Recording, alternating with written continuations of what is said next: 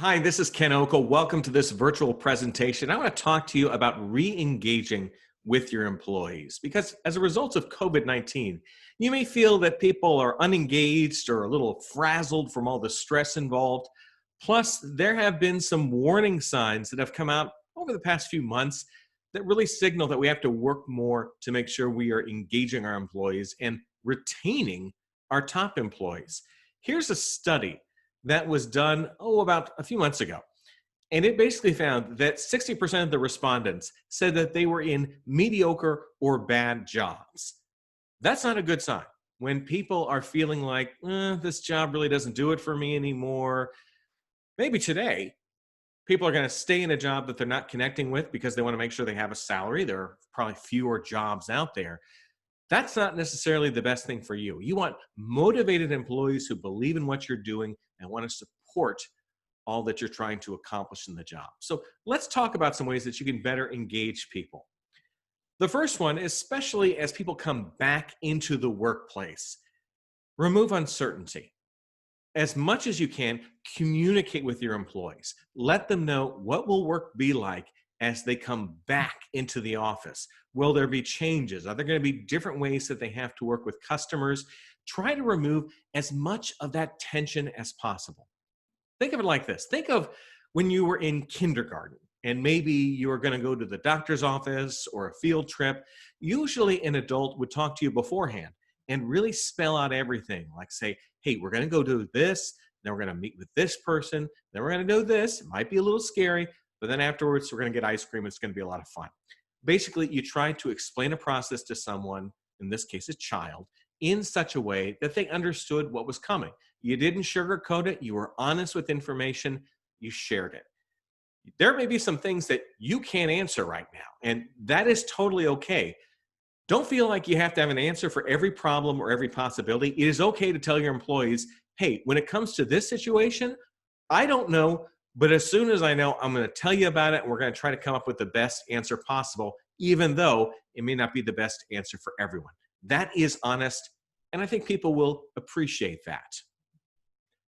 Another thing you may want to do soon with your employees is a special interview called the stay interview. This is not the annual job performance review. It's not an interview when someone's coming into the job.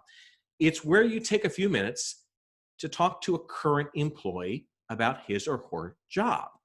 You want to find out what are the things that they like about the job, what are the things they don't like about the job. You want to make sure that they're still engaged in the job that they have. Sometimes what happens is someone gets hired for a job, but then the position morphs over time, becomes a little different. Perhaps the enthusiasm starts to wane. Now, it can go the other way too, where someone started in a job that they weren't that into, but they wanted to join the organization, and they were able to steer things a little more over time into things that they like. So it's good just to do that inventory. Just ask the person, how is it going? Find out what they have to say. Really, you're trying to identify a couple things. First, what are the things that they really want to do and they want more of? So for this, we put out a little bit of ice cream, something that a lot of people appreciate, a lot of people enjoy. What are those things that someone really enjoys about the job? They're very engaged with it. They could work all day on it and not even get tired. Can you give them more of those things? Maybe you have to adjust a position. Maybe there's opportunities down the road to get them more training to allow them to be better at that thing that they're really engaged in. You're not a genie. You can't just suddenly change everything, but maybe there are some little adjustments that you can make to improve the situation for the employee. At the same time, we also want to talk about things they may want less of. So here I put up some broccoli. Now, I actually do like broccoli, but for a lot of people, they like their vegetables, but they don't want to have as much of it as they would like ice cream, let's say. So there are other things that they do that they don't enjoy as much, that they're not engaged with, that you might be able to adjust as well. Perhaps, as I mentioned before, someone has really graduated to a different level in a position, and there's some sort of menial task that can be passed off to someone else, or perhaps there's some sort of software or automation system that could really take it off their plate, so to speak. See if you can identify these things. Again, you may not be able to change everything, but simply having a conversation, listening to someone, letting employees know that their input is valued, that is often priceless, and that will help re-engage an employee. It is possible that the conversation about where someone is in the job may kind of suggest that it might be time for them to move on. Sometimes you have a really good employee who has outgrown a job, who really can't be promoted up because there's nowhere else for them to go, or someone good is already in that higher position. In this case, you may want to try to support the employee in finding a better job. It sounds weird to say goodbye to someone who is good, but it may be a situation where you don't want someone who's good on the job becomes disillusioned and bored and the performance starts to drop. It's better, I think, to have someone, maybe they're just there with you 2 or 3 years, but totally engaged and totally focused, rather than someone who's around for 5 to 10 years, but most of that time, they're not really present in the job. They're just kind of doing it for a paycheck. They might be better engaged if they were to find something else somewhere in another organization. This can have an impact across your whole organization. Now, obviously, you want to make sure you can replace someone good with someone equally good. Not always easy, I understand. But if people perceive your organization not as a dead end, but a place where you are able to perhaps go to a better position elsewhere, that might inspire everyone in the organization to work that much harder. Think of it like baseball almost. If you're in the minor leagues, you want to get up to that next level. You have something, an incentive to make you want to get better. If there was no opportunity to get better, you stay where you're at. You never move up in baseball. So just think about that. Saying goodbye to an employee isn't necessarily the worst thing. Finally, maybe your conversation can identify some incentives that can make someone work harder. Now, the obvious incentive is often related to a paycheck. I understand. Right now, that may be impossible to do. Money may be very tight in your organization. Okay, can't do the paycheck. But are there other things that employees really value and appreciate?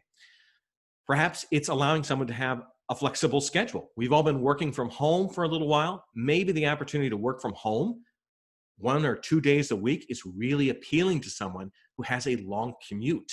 And giving them that opportunity might engage them more in their job, or just feel like, yeah, this is a good company. I'm glad to be here. I'm going to make sure I keep this job. It could also be something like giving someone the flexibility in their schedule so that if their kids have a baseball game or a dance recital, that the employee is able to duck out a little earlier, make sure their work gets done, but can be a part of their child's life in that way.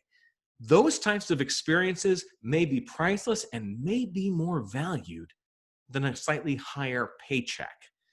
So see if you can identify some of those incentives or things that would make someone a little more excited about working in their job. As you can see, I think gaining better engagement with employees is really about having a conversation, open lines of communication, looking to see if some little changes can be made, and perhaps seeing if you can get that employee who is kind of like, meh, to suddenly feel like, yeah. Want to find out more about me? My name's Ken Okel. Website is my name, kenokel.com. Email, tvguy@kenokel.com. That's from my old TV news days. tvguy@kenokel.com. If you want to email me comments on this presentation, or perhaps an idea for a future presentation you would like to see me do. And I also welcome you in terms of social media to connect with me on LinkedIn. Hope you have enjoyed this presentation, picked up a couple good ideas that you can put into practice right away. Best of luck to you. I'm Ken Okel. Take care.